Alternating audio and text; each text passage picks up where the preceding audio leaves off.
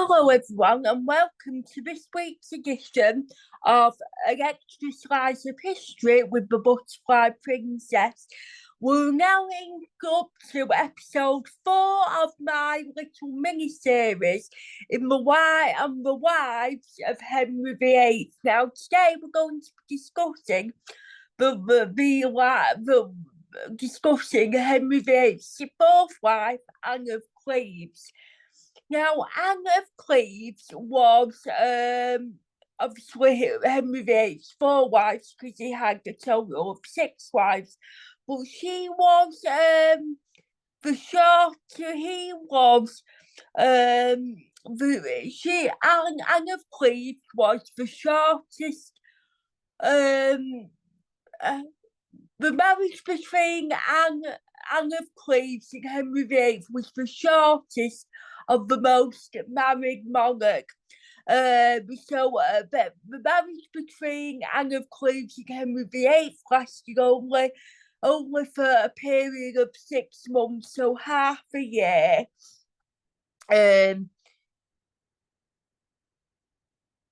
So she was the shortest reigning queen of all these 6 queens. And she has been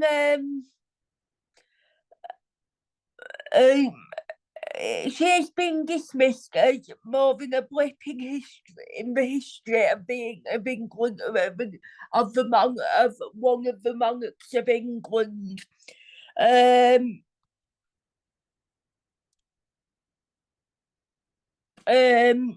So there is a bit of a legend, though it isn't really true, that Anne wasn't this meek and mild character an ugly character that we're all being led to believe. In fact, she was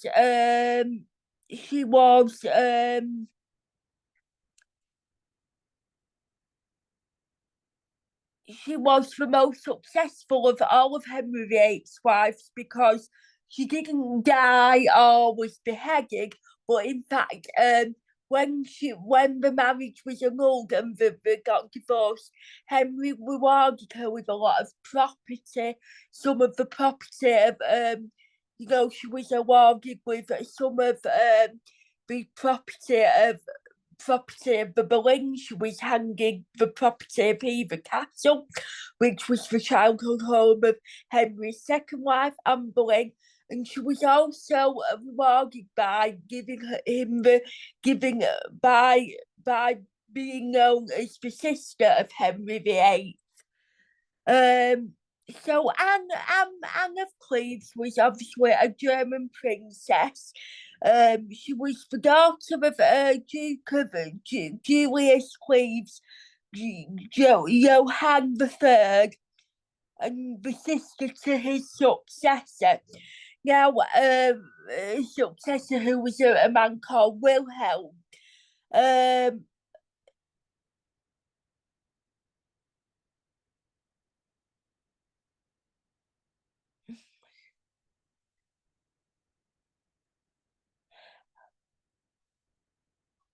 And she was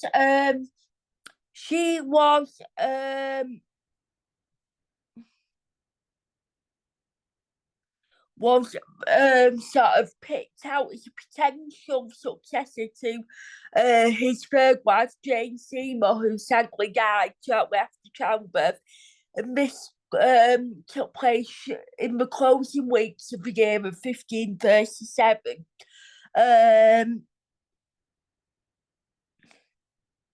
At this time, Anne of Cleves was 22 years of age and had already been used as a pawn in the international market of marriage, where she had previously been betrothed to King Francis, who was the heir to the Duchy of Lorraine, an area in France in 10 years previously, in the year of 1527. Obviously, this marriage proposal, this marriage settlement had come to nothing, meaning that Anne was free to marry a husband elsewhere from a different country. Um,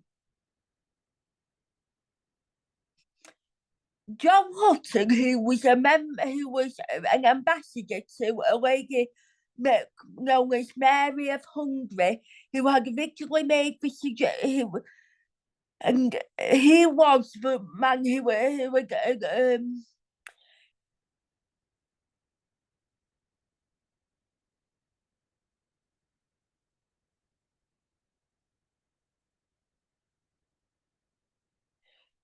so John Hutton, like I said, he was he made the original suggestion, but he admitted that she was no great beauty, and um she was no great beauty or anything like that.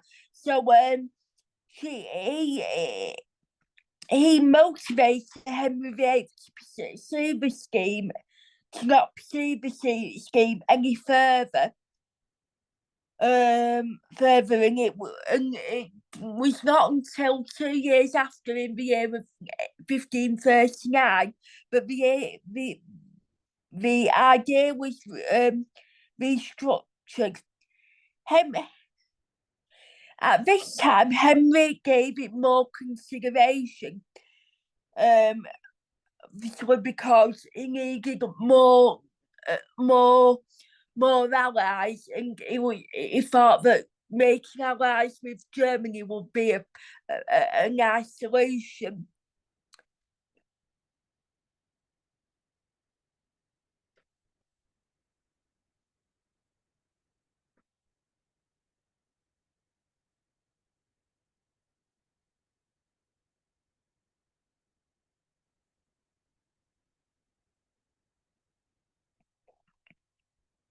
Obviously, Henry at this time still had great rivals within the Holy Roman Empire, because of his break from Rome and him declaring himself the supreme head of the church, that resulted in him marrying his second wife, Anne Boleyn. So these two these two great enemies of his at this time was Charles V, who was the Holy Roman Emperor, and he was also the nephew of of Henry's first wife, Catherine of Aragon. So he was really against granting the divorce. And his other great rival was Francis I, who was the King of France. Now, Charles V and Francis I had forged together um, a treaty, um, a treaty, a treaty, and even to make matters worse, a pope named Pope Paul III had reissued the bull of excommunication against Henry, so he was still excommunicated from Rome and the Roman Empire.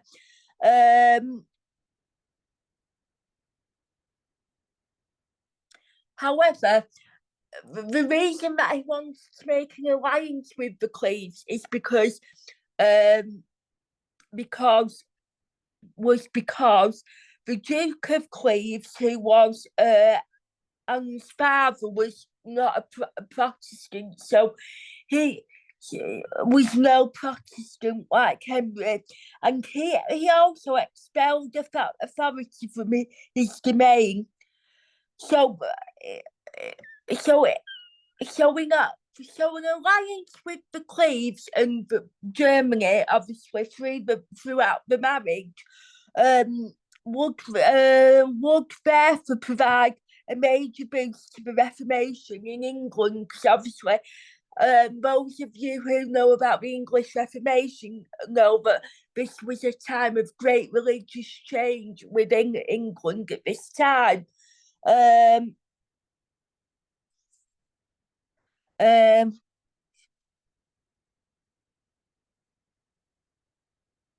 and it was also because Thomas Cromwell, who at this time was you know, Henry VIII's right hand man, and he sort of played a major role in the Reformation. He was a major player in the dissolution of the monasteries and the northern uprisings. So, because he wanted, this really religious change to take place in England, he was a massive fan of this, potential marriage, and he championed it quite a lot to Henry in order to serve his case as well. Um, so in March in the year of 1537, Henry VIII eventually agreed that negotiations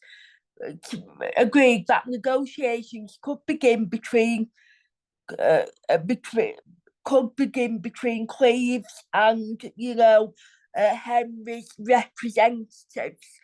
Um,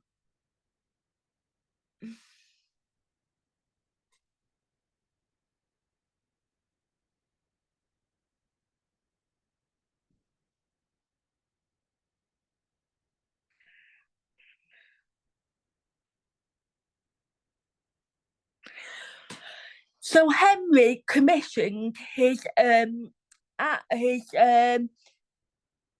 renowned portrait painter, a man called Hans Holbein, to travel to go to Cleves and to paint a portrait of Anne of Cleves, and so that Henry could see for himself what she really looked like. And obviously, when Holbein had completed his portrait of Anne of Cleves, and the portrait was sent to Henry. Henry was delighted with this um, with this portrait. He was delighted with the result, and it showed a pretty woman with fair hair and a dull white face, delicate eyes, mouth, and chin, and kindly expression.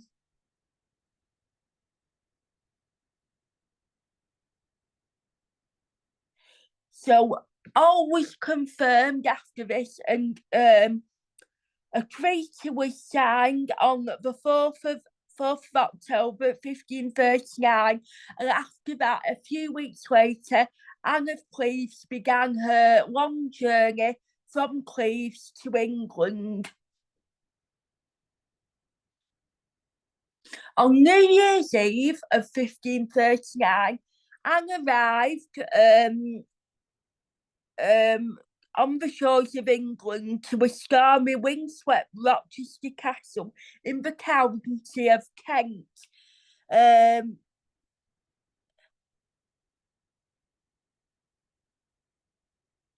but Henry was so excited to meet his potential new bride that he decided to surprise her.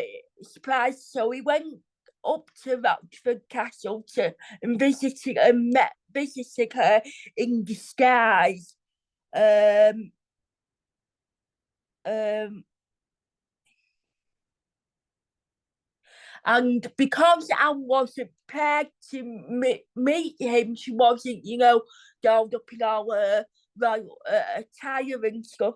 And Henry was very disappointed in what he saw when he chose to surprise her on New Year's Eve in 1539. So he declared he liked her not. Um, um,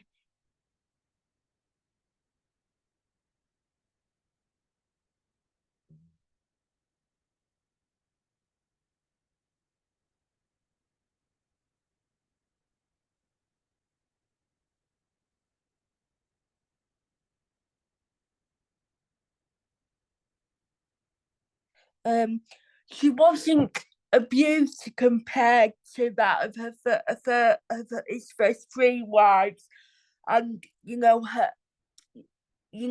he believed that the painting painted by Holbein didn't show who she really was. When he met her in person, he discovered that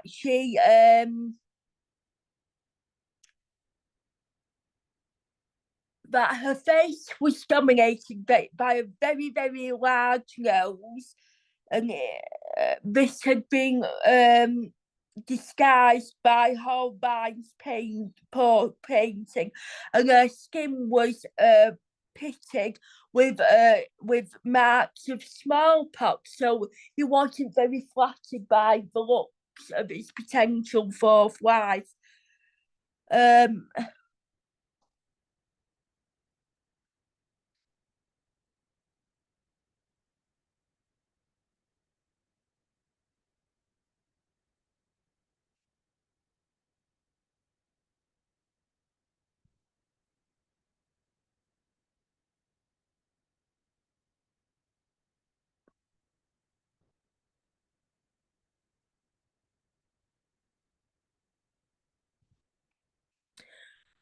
so it said that history has been quite unfair to Anne of Cleves because at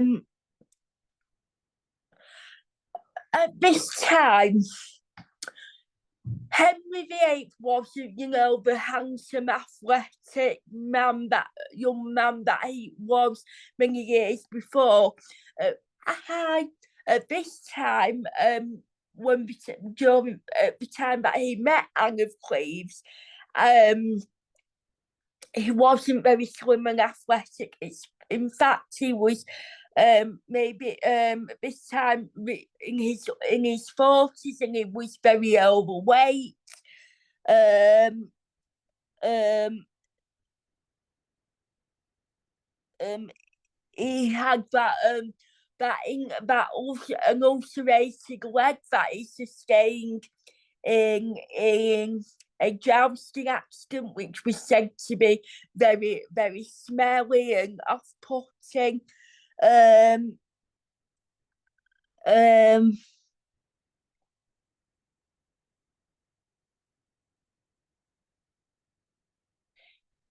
um, and also because of the weight gain that he gained later on in life, he went from measuring a waist of 32 inches um, around the waist. This was what his waist um,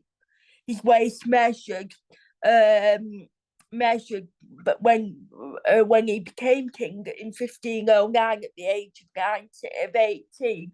But during by the time he met Anne of Cleves, that his waist had increased by a total of 20 inches to 52 inches. So he wasn't the most attractive prospect for a wife either. Um,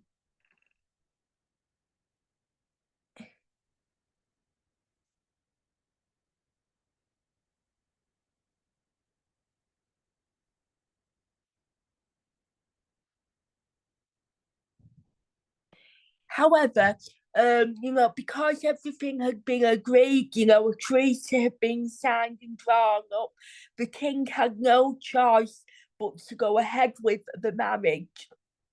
And obviously, um, on the wedding night, and he had to do his duty by consummating the marriage. So he had to perform a sexual act with his new wife. Um,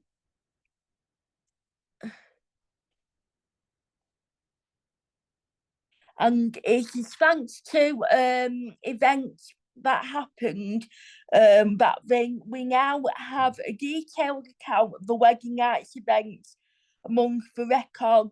These are held amongst the records of the reign of Henry VIII, and these records show that the king was able to run his hands all um all down, her the body of Amber, and he was able to touch her breasts and everything else.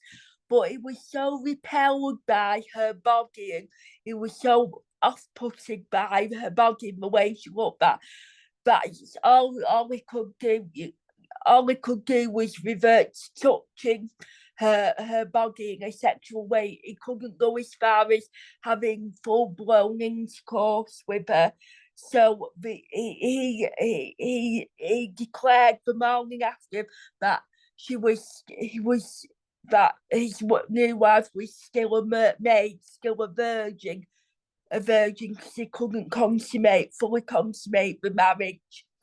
Um,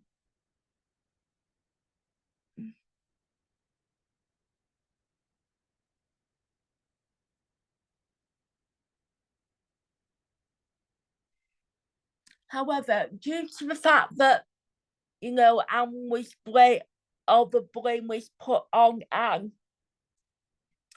for the failure of not being able to consummate the marriage.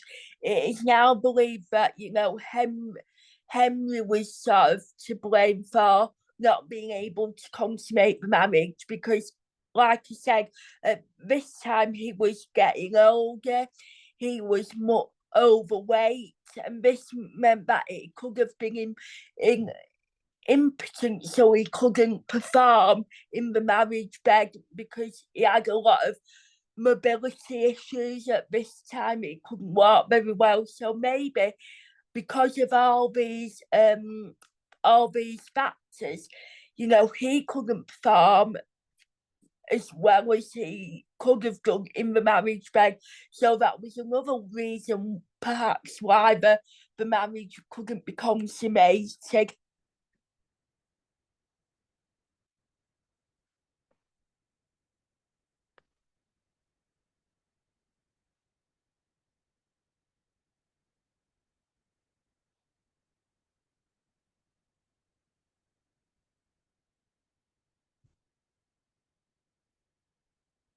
So obviously, like the wives before him, apart from Jane Seymour, he wanted to find a way to get rid of his fourth wife, because he already had his sights set on a potential fifth wife, and this was the teenager Catherine Howard, who was much younger then, she was then Henry, I think she was only 15 at the time, and by the year of 1540, he had fallen madly in love with Catherine Howard and wanted to replace Anne of Cleves with Catherine of Howard as his wife and next queen.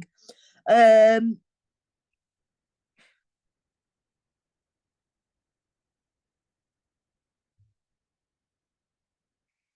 um, so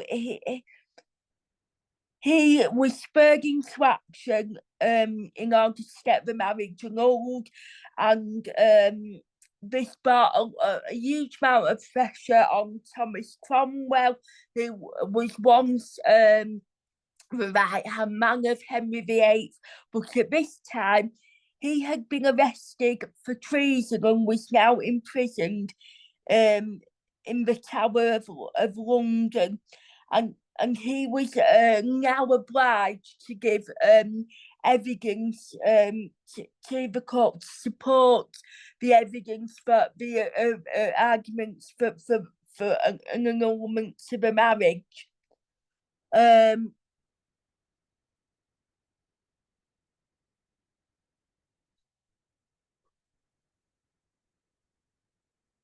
um,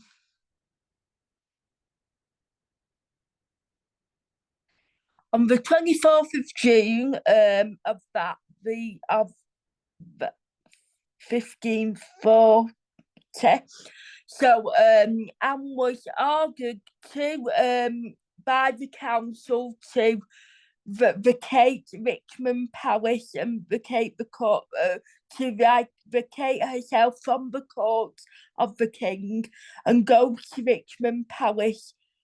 A short while later, this was where she was learned that her marriage to the king had been called into question because Henry was the reason for that was because the reason given to her for that was because Henry was concerned about her prior betrothal to the Duke of Lorraine, and this was the reason. Therefore, this was the reason that he gave that he was unable to consummate the marriage.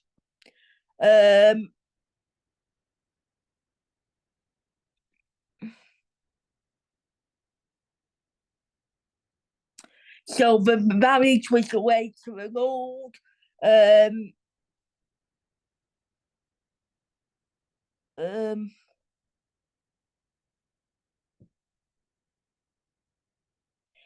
um, so Anne resolved to take a more pragmatic approach because she was fearful of meeting the same fate of Catherine of Aragon and Anne Boleyn before her. So the marriage was declared illegal on the 9th of July 1540. And shortly after that, the annulment was confirmed by an act of parliament. Um,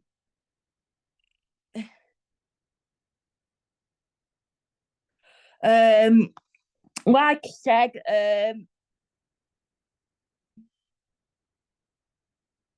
and was richly rewarded for her compliance. Um, she was given possession of a number of properties, including Richmond Palace and Bletchley Manor for life, together with a considerable annual income. She was also given permission to keep all of her royal jewels, plates and goods in order to furnish her new properties. And as I've already explained, she was accorded to be known as the king's sister, and and um, and this held her in the king's high regard. And she was, like I said before, she was later given another additional manors, including Hever Castle, which was, as I explained before, was the childhood home of Catherine of Anne Boleyn.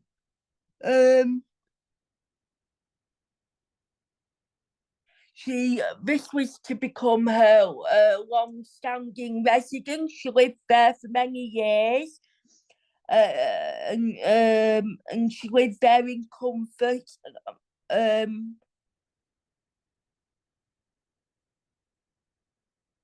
and it's been widely said of Anne that she excelled a large amount of dignity and respect throughout the whole process. So that concludes this week's edition of an extra slice of history of the Butterfly Princess. Thank you for joining me, and I hope you can join me next week for the next episode. But until then, have a lovely rest of your week, and I'll see you very soon. Bye-bye for now.